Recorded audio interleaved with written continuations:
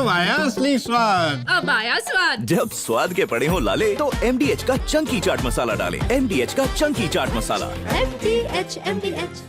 हमारे साथ इस वक्त सुमित चौधरी हमारे संवाददाता भी मौजूद हैं। जितेंद्र शर्मा हमारे संवाददाता श्रीनगर से हैं। महराज अहमद भी श्रीनगर से हमें ज्वाइन कर चुके हैं। अंकित भट्ट हमारे संवाददाता पहलगाम से हर अपडेट हमें दे रहे हैं। लेकिन सुमित, ये खुलासा अपने आप में बहुत बड़ा है, क्योंकि हर किसी को चौंका कर रख दिया, सदमे में डाल दिया आतंकियों की मोडस ऑपरेंडी ने, जिसमें धर्म पूछकर लोगों की हत्या की गई। अब यह पता चल रहा है कि मोटिव ही यही था, मकसद ही यही था, सांप्रदायिक हिंसा फैलाना, सौहार्द को खत्म करना आतंकियों की मंशा है। बिल्कुल समीर, देखिए ये तो बिल्कुल साफ हो गया है कि इनका मकसद सीधे तौर पर कश्मीर में सांप्रदायिक हिंसा भड़काना था। इनका मकसद था कि वहां की जो शांति बहाली है उसको बाधित करना, उसको लगातार आप हॉल्ट करना, और यही वजह है कि इस टेररिस्ट अटैक को अंजाम दिया गया। और ये भी साफ हो गया है कि ये पाकिस्तानी हैंडलर से सीधे तौर पर कनेक्टेड थे।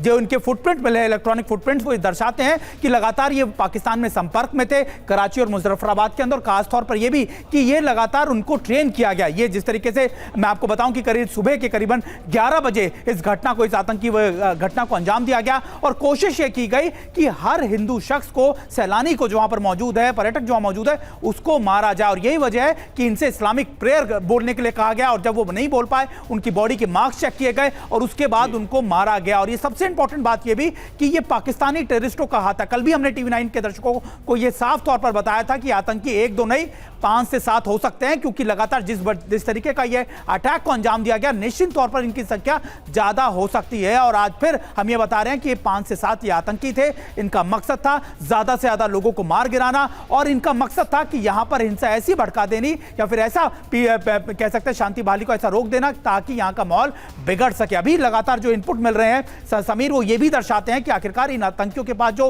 वेपन्स थे, जो इनकी जो पहनावा था, वो मिलिट्री फिटीक था। यानी लगातार ये पूरी तैयारी से आए थे।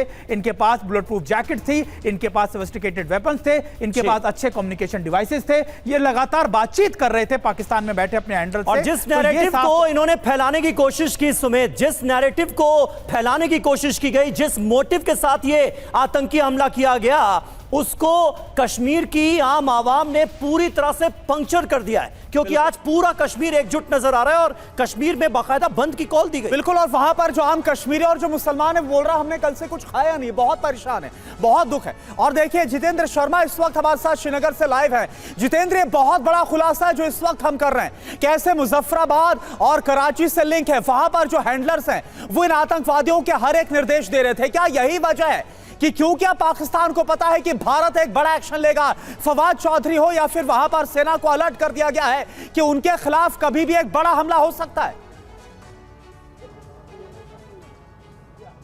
जी बिल्कुल, देखिए एक डर और एक बौखलाहट पाकिस्तान के अंदर जरूर देखी जा रही है फवाद चौधरी के इस बयान के बाद। लेकिन इतना जरूर है कि जो इंटेल रिपोर्ट अभी से कुछ देर पहले ये आई है, जो TV9 भारतवर्ष ने दिखाई है, वो रिपोर्ट, उस रिपोर्ट में जितने भी पॉइंट है, सुबह ही हम इस बात को बता चुके थे कि फॉरेन टेररिस्ट का इसमें हाथ है।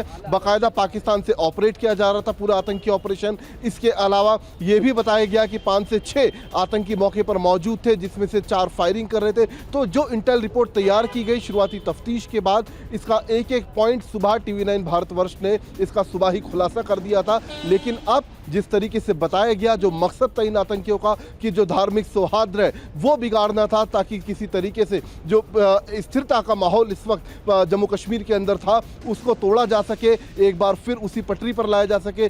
कश्मीर को जो पहले हाल था यहाँ पर, वो एक पूरी मंशा थी इन आतंकियों की। लेकिन अब कोशिश जांच एजेंसियों की, सुरक्षा एजेंसियों की, कि जल्द से जल्द जो स्केचेस जो चश्मदीदों के बयानों के आधार पर या फिर के उनके बिना के आधार पर तैयार किए गए हैं, उनके जरिए ना सिर्फ इन्हें पकड़ा जाए बल्कि इनके जो मददगार ओवरग्राउंड वर्कर यानी कि OWG हैं उन तक भी पहुंचा जाए, और पूरे इस मॉड्यूल को जल्द से जल्द निस्तेनाबूद किया जाए। जी बिल्कुल, और इसीलिए शरीर पर धार्मिक चिन्ह देखकर हत्या की गई, नाम पूछकर हत्या की गई, मजहब जानकर हत्या की गई, लोगों से कलमा पढ़वाने की कोशिश की गई, नहीं पढ़ पाए तो हत्या की गई, क्योंकि मोटिव ही था सांप्रदायिक हिंसा का। लोगों का धर्म पूछकर गोली मारना, उनकी पहचान पूछकर उन्हें मौत के घाट उतार देना, कलमा नहीं पढ़ने वालों को गोली मार देना। कश्मीर के पहलगाम में जो हुआ उसके खिलाफ देश में उबाल है। कश्मीर से लेकर कन्याकुमारी तक, गुजरात से अरुणाचल प्रदेश तक, पूरा देश पहलगाम में हुए आतंकवादी हमले के खिलाफ गुस्से में है, एकजुट है। आतंकवादियों ने कश्मीर की घाटी में आम हिंदुस्तानियों पर नहीं बल्कि देश के हर नागरिक पर, देश की एकता पर, हमारे सांप्रदायिक सौहार्द पर, देश की धर्मनिरपेक्षता पर, इंसानियत पर और कश्मीरियत पर गोली चलाई, जिसके खिलाफ पूरा देश आज एक है और आतंकियों को सबक उनके अंजाम तक पहुंचाने की मांग कर रहा है कि जल्द से जल्द उन्हें सबक सिखाया जाए, जल्द से जल्द आतंकी अपने अंजाम तक पहुंचे। अब आया असली स्वाद। अब आया स्वाद। जब स्वाद के पड़े हो लाले तो MDH का चंकी चाट मसाला डालें। MDH का चंकी चाट मसाला। MDH